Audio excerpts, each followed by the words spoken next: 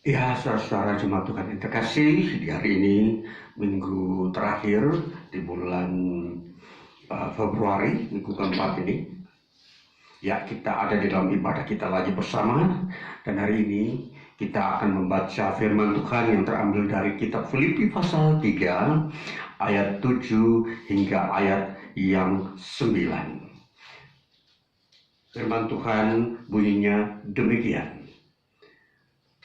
Tetapi apa yang dahulu merupakan keuntungan bagiku, sekarang kuanggap rugi karena Kristus. Malahan segala sesuatu kuanggap rugi karena pengenalan akan Kristus Yesus Tuhanku lebih mulia daripada semuanya.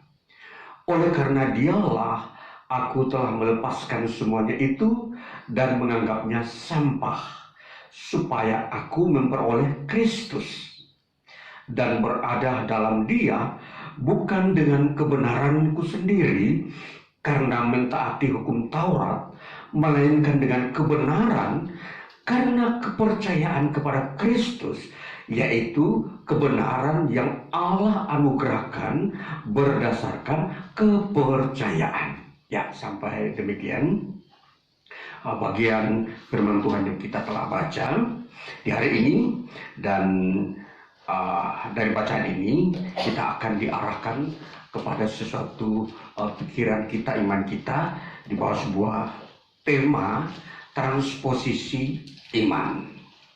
Ya, di dalam kita mau memahami tema ini, saudara-saudara, ini memang sesuatu yang sebenarnya penting bagi kita, bahwa apa itu transposisi iman yang perlu kita mengerti, bahwa transposisi iman adalah sebuah konsep teologi yang memang ada dalam teologi Kristen, yang memang betul-betul fakta bahwa iman yang ada pada manusia ini, oleh karena Kristus Yesus, maka bisa terjadi transposisi.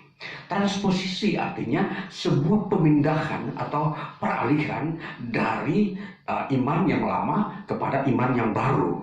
Artinya di sini dalam konteksnya bahwa Paulus yang sebelumnya menjadi rasul, dia menjadi seorang penganut Taurat.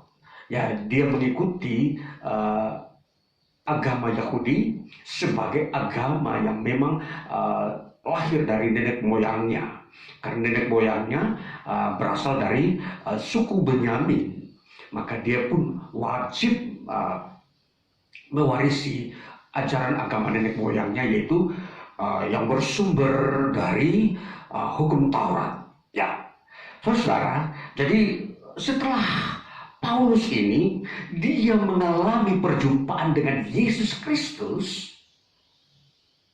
ketika dia akan mau menganiaya jemaat Kristus di kota Damsik. Di situ Kristus Yesus dalam kemuliaannya dari surga menampakkan dirinya di hadapan Paulus ini dalam bentuk kemuliaan Kristus, yaitu ketika dia memang telah menjadi posisi menjadi pribadi Allah.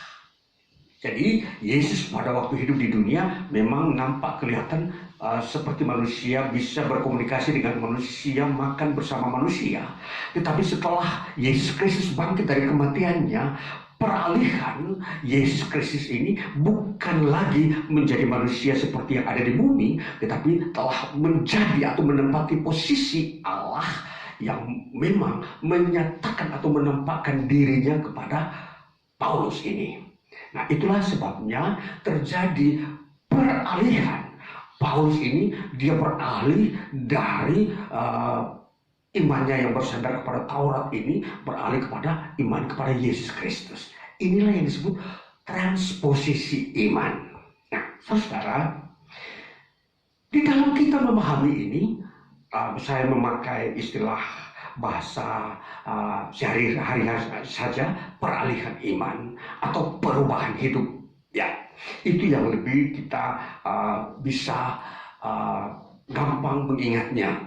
Ya, perubahan hidup ini kita mau melihat dasar-dasarnya, bahwa dasar yang pertama adalah kita mau melihat bahwa kita mempunyai pengalaman hidup sebelum percaya kepada Kristus, atau sebelum kita mengenal Kristus, atau sebelum kita mengalami kelahiran baru, atau sebelum kita masuk di dalam proses pertobatan. Itulah yang disebut hidup lama. Ya, saudara-saudaraku yang terkasih, di dalam iman Kristen, ketika seseorang masuk Kristen, itu belum dijamin dia menjadi seorang Kristen kalau dia belum mengalami peralihan hidup. Ya, seluruh orang yang dipanggil Kristus Yesus sejak awal mulai rasul-rasul itu semua mengalami proses peralihan hidup. Artinya pertobatan. Nah, jadi saudara-saudara memahami iman Kristen ini, setiap orang yang masuk dalam ruang iman Kristen dia harus mengalami perubahan hidup. Atau kata lain kita sebut sebagai pertobatan. Ya. Nah, jadi di sini bahwa pertobatan ini menjadi dasar pemahaman bahwa kita itu menjadi Kristen. Nah, jadi setiap orang yang sudah menjadi Kristen ini memang mempunyai pengalaman hidup bahwa dia pernah bertobat. Nah, inilah yang kita harus mengerti bahwa Kristen itu memang pengalaman hidup bertobat. Ya, jadi memang pertobatan tidaklah semua sama seperti Rasul Paulus harus melihat Yesus dari surga. Jadi pertobatan itu tidak selalu ukurannya sama. Ada orang bertobat mungkin waktu dia sakit, ada orang bertobat waktu dia kecelakaan, ada orang bertobat pada waktu dia mengalami kerugian, ada orang bertobat pada waktu dia mengalami himpitan-himpitan hidup, tekanan-tekanan dari dunia ini, ketakutan-ketakutan. Nah, inilah dasar-dasar seseorang mulai bertobat. Nah, jadi dengan pengalaman ini, saudara-saudara, kita akan semua mengerti bahwa pengalaman hidup yang lama itu semua itu dulu sebelum kita bertobat kita sangat mengagungkannya. Contoh, kalau Paulus ini sebelum dia menjadi seorang rasul, dia seorang ahli dalam bidang hukum Taurat. Dia murid daripada Gamaliel. Pada saat itu Gamaliel adalah tokoh utama terbesar dalam hukum Yahudi yang ada di Israel. Dia muridnya. Dengan kata lain bahwa kalau seorang menjadi murid Gamaliel itu terpilih dan mereka memang harus pandai. Nah, jadi Paulus ini adalah seorang yang pandai. Kemudian selain Paulus pandai, ini dia seorang yang memang latar belakang keluarganya seorang yang juga kaya. Jadi untuk menjadi seorang pandai murid Gamaliel ini, kalau tidak mempunyai latar belakang ekonomi yang baik, tidak mungkin bisa. Kita melihat fakta sekarang, hanya orang yang mempunyai ekonomi baik, dia bisa sekolah lanjut, bisa mendapat profesor, doktor. Itu adalah fakta-fakta alamiah. Maka sebagaimana halnya Paulus, dia juga demikian. Dia memiliki latar belakang keluarga yang dapat membiayai dia menjadi seorang yang menjadi murid Gamaliel. Ya. Jadi kalau ini kita memperhatikan apa yang dialami Paulus, memang itu merupakan pengalaman hidup hampir semua orang. Ialah kalau kita memperhatikan di zaman modern ini, semua orang ingin menempati sebuah pengalaman hidup yang baik, boleh kata menempuh pendidikan yang selaras dengan zaman, memiliki posisi-posisi pekerjaan yang juga dapat menghasilkan ekonomi yang baik. Dan masih ada yang lain, mungkin di strata sosial dia menjadi panutan-panutan yang memberikan wejangan-wejangan kepada masyarakat. Ini seringkali menjadi kerinduan atau cita-cita manusia modern saat ini. Nah, kita melihat apa yang disebut pengalaman zaman sebelum menemukan Kristus. Ini semua orang punya pengalaman ini. Sebelum menemukan Kristus, dia mempunyai cita-cita yang tinggi. Nah, ini dialami oleh Paulus. Ketika dia bertemu dengan Kristus, dia menyebutkan itu pengalaman sekarang. Nah, jadi pengalaman dulu dengan pengalaman sekarang itu tentunya berbeda. Jadi ketika kita hidup sebagai manusia ini, kita mempunyai dua pengalaman. Pengalaman sebelum pertama, pengalaman sebelum bertemu Kristus. Yang kedua, pengalaman setelah bertemu Kristus. Nah, mari kita mau melihat kalau pengalaman bertemu Kristus ini ada sesuatu yang baru. Sesuatu yang tidak sama dengan pengalaman sebelum bertemu Kristus. Katakanlah, sebagaimana pernah yang sudah saya sampaikan tadi, sebelum bertemu Kristus itu, Paulus itu termasuk seorang yang sukses. Dalam bidang keagamaan dia sukses, dalam bidang ekonomi dia sukses, dalam bidang politik dalam pengertian dia bukan memang seorang pejabat politik, tetapi dia menduduki jabatan ini karena dia dipercayakan oleh penguasa Israel untuk pergi ke Damsyik. Itu adalah sebuah kebijakan politik. Jadi dia menduduki jabatan politik yang baik. Dia telah memilikinya. Tetapi setelah dia bertemu Kristus, dia berkata, semua itu kuanggap sampah. Mari kita baca di dalam ayat yang ke-8. Malahan segala sesuatu kuanggap rugi, karena pengenalan akan Kristus Yesus Tuhanku lebih mulia daripada semuanya. Oleh karena dialah aku telah melepaskan semuanya itu dan menganggapnya sampah. Dia telah melepaskan semuanya itu karena Kristus. Dia sudah tidak lagi mempunyai cita-cita menjadi seorang yang menduduki posisi pengganti Gamaliel yang sudah tua saat itu.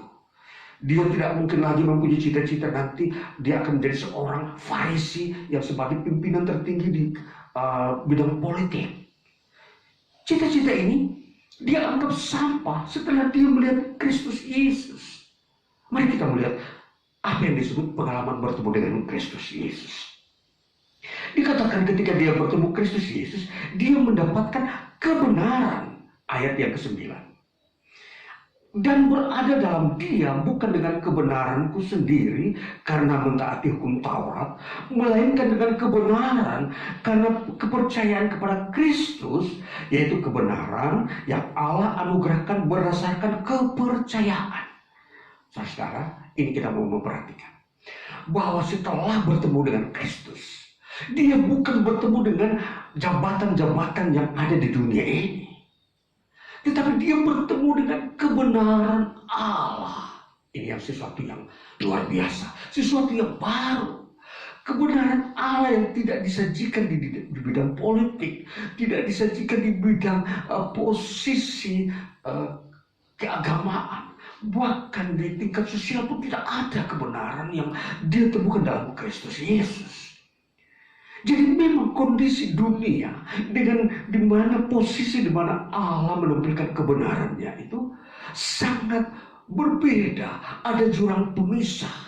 Kebenaran Allah dalam Kristus dengan kondisi dunia ini sangat tidak sama. Tidak pernah ada titik temu. Jadi kalau kita semua sebagai manusia di dunia ini, kalau kita mengurusi hal-hal sosial, tentunya kita berhubungan dengan kebutuhan-kebutuhan manusia.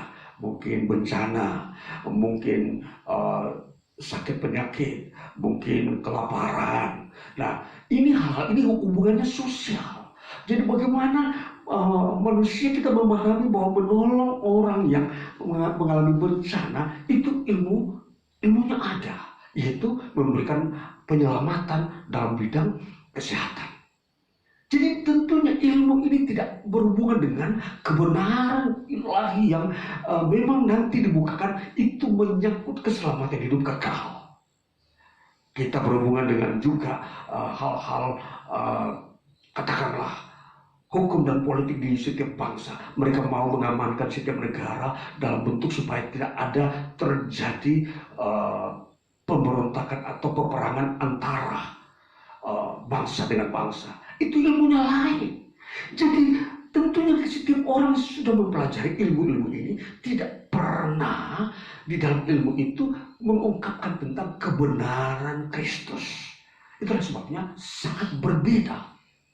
Ya, sekarang Paulus menemukan apa yang disebut kebenaran karena kepercayaan. Mari kita melihat selanjutnya bahwa kebenaran kepercayaan itu apa. Kita melihat dulu pada ayat yang ke-9 dikatakan, dan berada dalam dia bukan dengan kebenaranku sendiri. Ya, kita memperhatikan kebenaranku sendiri artinya kebenaran kita manusia sendiri berbeda dengan kebenaran yang Allah tetapkan dalam Kristus Yesus. Nah, jadi kebenaranku sendiri artinya begini. Kalau kita manusia tahu bagaimana caranya kalau kita mengatasi kelaparan, kita memakai hukum yaitu kita mencari makanan. Itu kebenaran yang kita punya semua orang, kebenaran manusia. Oh ya, harus mencari makan. Bagaimana kalau seseorang sakit, dia harus mencari obat. Ya, dan seterusnya.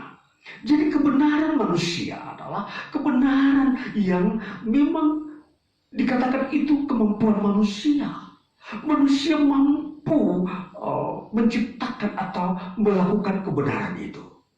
Nah, ini kebenaran ini. Kemudian kebenaran selanjutnya, kebenaran yang kita buat di dalam sebagai manusia, kita tahu kalau bagaimana menghadap hadirat Tuhan. Kita harus membaca kitab suci. Kita di dalam mengerti kitab suci, kita harus juga mengertinya. Dan kemudian bagaimana kita melakukannya. Nah, ini kebenaran kita biasanya bertentangan dengan orang lain. Ada orang lain berkata, menurut saya ayat ini begini. Contoh, kalau ada orang mengatakan bahwa kalau firman Tuhan tertulis, kasihilah Tuhan Allahmu. Ada si A berkata, mengasihi Tuhan itu menurut saya harus mencintai Tuhan sama seperti mencintai manusia. Ada orang yang berkata bahwa kalau saya mencintai Tuhan, harus saya mencintai Tuhan yang memang tidak bisa sama dengan mencintai manusia. Nah, ada orang yang juga menafsirkan mengawinkannya. Oh, bisa saja mencintai Tuhan, bisa diartikan sama kalau saya sudah mencintai manusia. Kalau saya sudah mencintai manusia, itu sama artinya saya sudah mencintai Tuhan. Nah, ini pengertian perbedaan penafsir ini, itu adalah kebenaran manusia.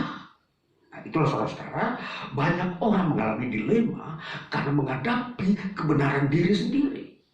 Paulus mengalami itu juga. Dia menafsirkan kitab Taurat menurut kebenarannya sendiri. Dia berkata, dia menafsirkan kitab Taurat begini. Kalau orang tidak menaati Taurat, katakanlah, kalau dia tidak melakukan hari Sabat, beribadah pada hari Sabat, maka orang itu harus dibinasakan atau dilempari dengan batu. Saudara, ini penafsiran Rasul Paulus menurut dirinya sendiri.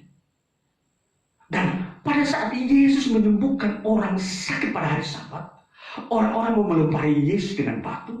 Yesus berkata, manakah yang lebih mulia, menyembuhkan orang pada hari Sabat ataukah membiarkan orang itu mati? Lalu mereka sadar bahwa penafsiran Yesus lebih tepat, menolong orang pada hari Sabat. Nah, itulah sebabnya kita membutuhkan penafsiran dari Allah. Itu disebut kebenaran Allah. Maka saudara-saudaraku yang terkasih, sebagai orang Kristen, kita seringkali terbawa arus oleh pemikiran yang bebas, menafsirkan sebuah kalimat, kata berdasarkan pemikiran umum, bukan berdasarkan pemikiran Tuhan. Itulah sebabnya Paulus berkata, aku menafsirkan kitab Taurat menurut kebenaranku sendiri. Sehingga dikatakan dia meninggalkan itu. Itu pun dianggap sampah. Nah, saudara-saudara yang terkasih, sebagaimana kalau kita mau melihat contoh yang tadi, yang saya kasih contoh bagaimana menafsirkan kasihilah Tuhan Allah. Menurut si A, kasih Tuhan Allah itu, dia berkata itu sama dengan mengasihi manusia. Kalau dia pernah mengasihi manusia, contoh, ketika seseorang itu lapar, dia kasih makan, itu mengasihi manusia. Kalau mengasihi Tuhan, sama. Kalau saya datang ke bait Allah, saya harus membawa persembahan. Itu dia menyamakan mengasihi manusia dengan mengasihi Tuhan, itu diukur dari benda yang dia beri. Itu namanya mengasihi Tuhan. Itu menurut si A. Menurut si B, mengasihi Tuhan lebih tinggi daripada mengasihi manusia. Contoh, kalau mengasihi Tuhan, kalau dia mengasihi Tuhan, dia harus lebih mengasihi Tuhan utama, baru kedua mengasihi manusia. Ini berbeda. Jadi dia mengatakan bagaimana mengasihi Tuhan, yaitu kalau dia datang beribadah kepada Tuhan, dia lebih mengutamakan Tuhan, sekalipun di rumahnya ada keadaan yang kurang aman, atau mungkin keluarganya, istrinya yang harus dia urus karena mungkin sakit, dia meninggalkannya, dia pergi beribadah dulu, berdoa kepada Tuhan, baru kembali, baru dia mengurus keluarganya. Itu pengertian yang kedua.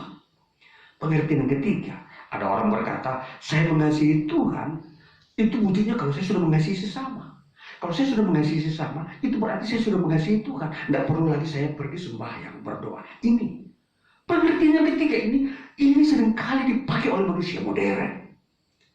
Dia berkata, oh kalau ada orang sudah atau sedang kelaparan, dia memberikan makanan, dia berkata dia sudah mengasihi manusia, itu dia sudah mengasihi Tuhan.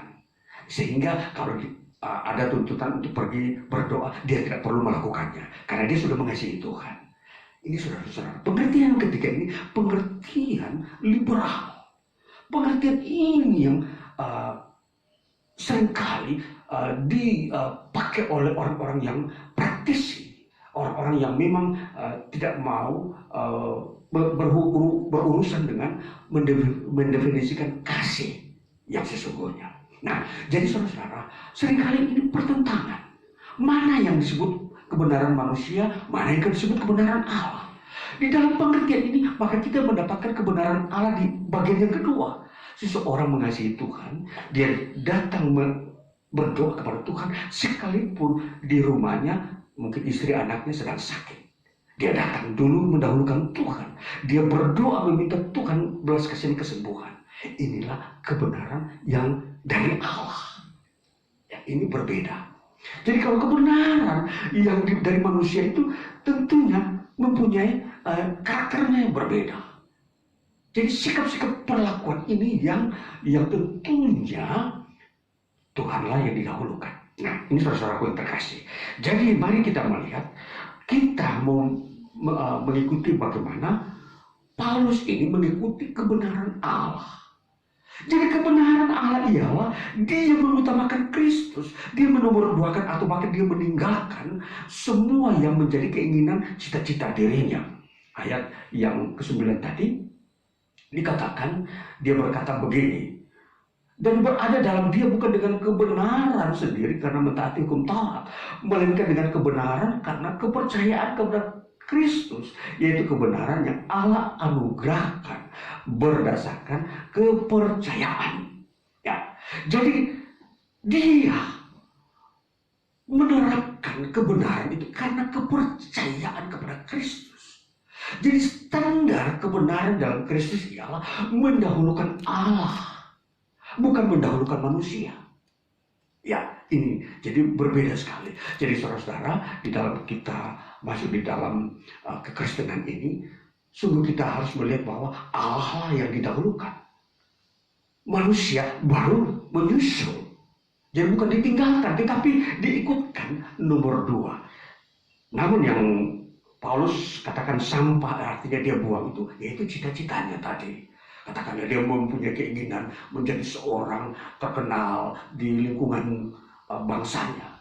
Dia meninggalkannya dan menjadi rasul memberitakan Injil.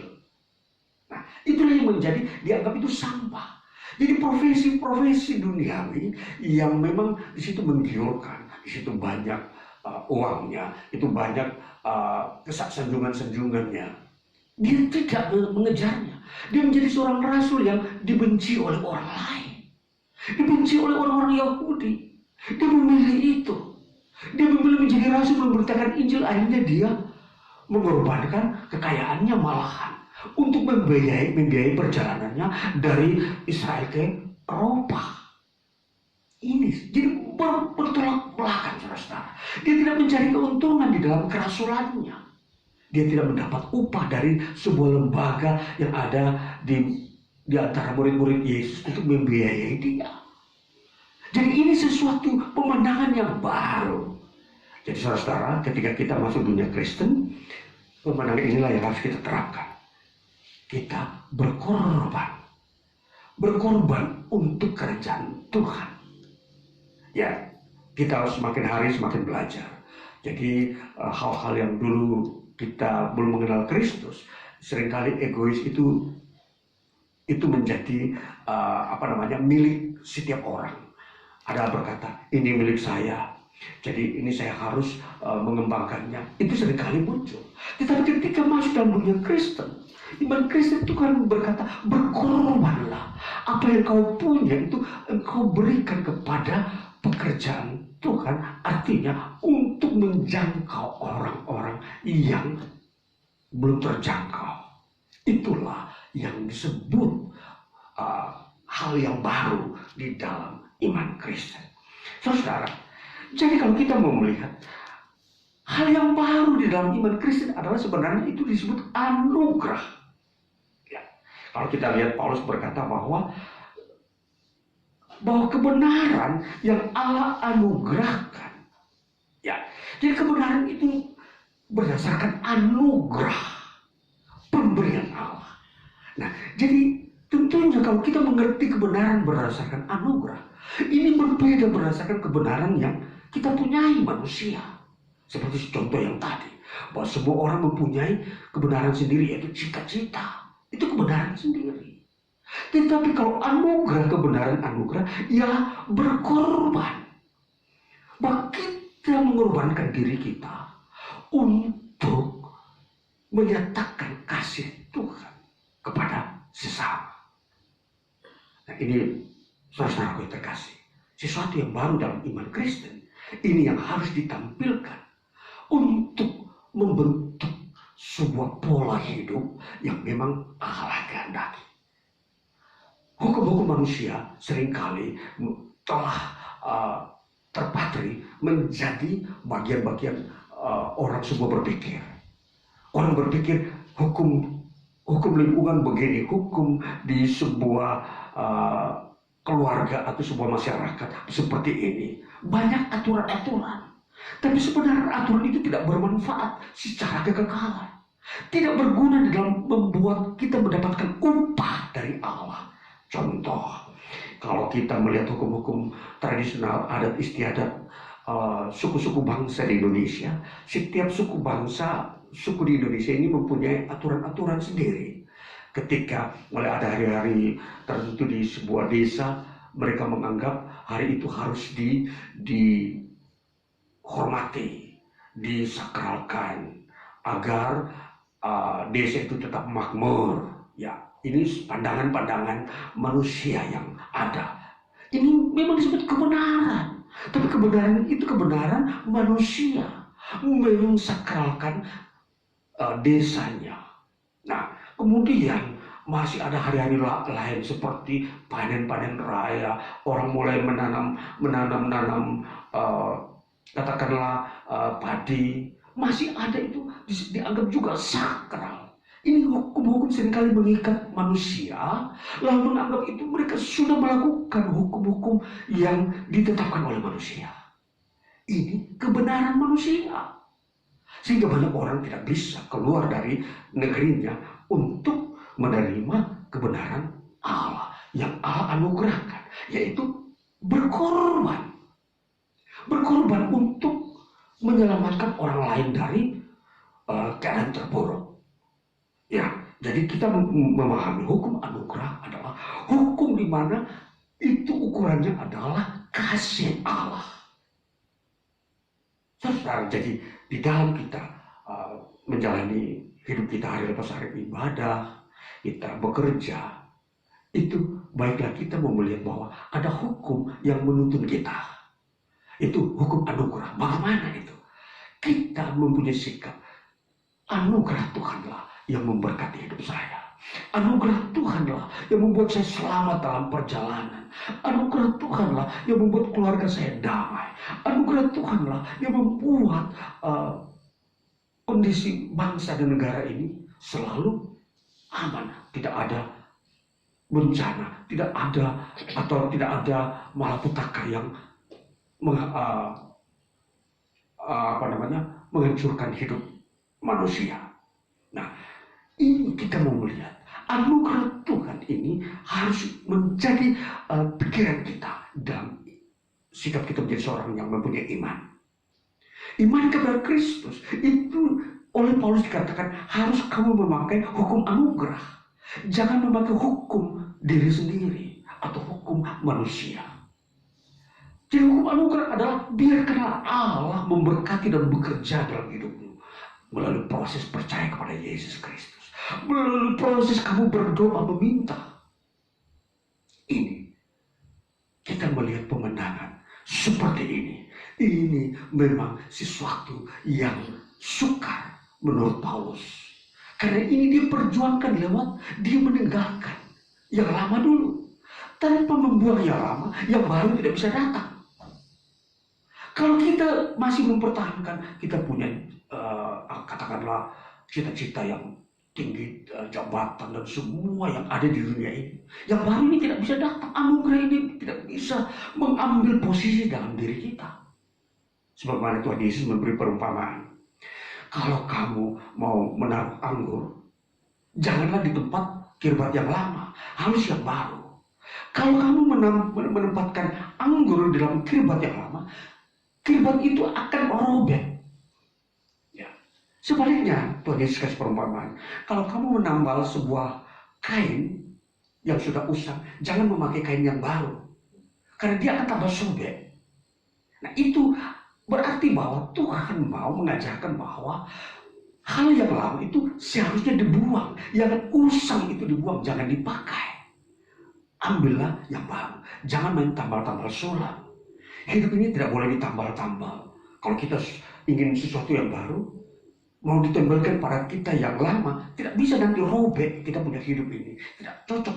Ini yang baru ini, yang anugerah Tuhan ini akan merusak yang lama dalam tubuh kita. Sehingga kita menjadi seorang yang bergumul. Seringkali orang Kristen berkata begini, aku ini banyak pergumulan. Sudah berdoa tapi tidak ada jawaban Tuhan. Kenapa? Karena dia mau meninggalkan yang lama. Yang sobek seharusnya dilepaskan, yang sudah usang dilepaskan, dan menerima yang baru.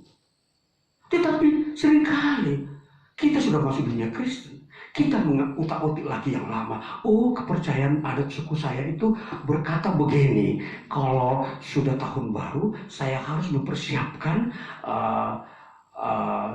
sejumlah uang untuk memasuki tahun baru dengan menghadirkan minuman-minuman keras, berpesta dengan lingkungan sahabat-sahabat teman dengan minuman-minuman yang memabukkan sebagai pertanda kegembiraan akhir tahun. Ini gambaran ini seringkali dipakai. Makanya kalau kita mau mengerti apa itu anugerah, yaitu sesuatu itu yang lama dibuang, yang baru ini kita harus terima. Karena anugerah sudah disiapkan oleh Allah. Jadi anugerah ini sesuatu yang sudah dipersiapkan, tinggal kita membuang yang lama, baru kita menerima yang baru. Kalau kita tidak membuang yang lama, yang baru ini tidak bisa mungkin masuk dalam diri kita. Nah itulah sebabnya hukum anugerah ini adalah hukum baru yang tidak boleh dicampur baurkan dengan yang lama. Ini saudaraku yang terkasih. Maka disinilah kita akan melihat bahwa di hidup kita akan berjalan berdasarkan hidup yang baru. Tuhan akan buat mujizat. Mungkin engkau mengalami sesuatu pengalaman hidup di dalam waktu yang lama, seringkali sakit-sakitan. Ketika masuk dalam yang baru, engkau tidak pernah sakit-sakitan lagi. Ini tanda-tanda bahwa kita sudah masuk dalam hal yang baru. Saya memberikan contoh pada waktu saya sebelum mengalami pembaruan hidup. Saya adalah seorang yang seringkali menjadi seorang yang ketakutan. Tanpa ada orang menakut-takuti saya sendiri takut sendiri. Itulah keadaan saya. Setelah mengalami pembaruan dalam Kristus, saya tanpa sadar semua keadaan mental saya yang takut itu hilang. Dan saya menjadi baru, menjadi seorang yang selalu mengalami sukacita. Saya bisa berdoa dengan tenang dan baik. Ini sesuatu yang baru, ini anugerah. Maka itu saudara yang terkasih, di dalam memahami iman Kristen ini, kita harus tahu bahwa yang baru itulah yang menjadi penegasan utama Allah dalam Yesus Kristus. Yang lama jangan bawa di dalam hal yang baru. Yang tidak ada di dalam iman Kristen jangan dibawa di dalam iman Kristen. Lepaskan itu semua, tinggalkan, dan itu anggap itu sebagai sampah. Kalau sampah itu berarti tidak ada gunanya, tidak lagi dipakai. Itulah iman Kristen, pembaruan hidup. Inilah saudara yang menjadi berita bagi kita bahwa kita memasuki hidup kita hari lepas hari ke depan. Saya percaya anugerah Tuhan itu ada. Maka pakailah anugerah Tuhan di dalam hidup ini. Tuhan Yesus memberkati. Haleluya.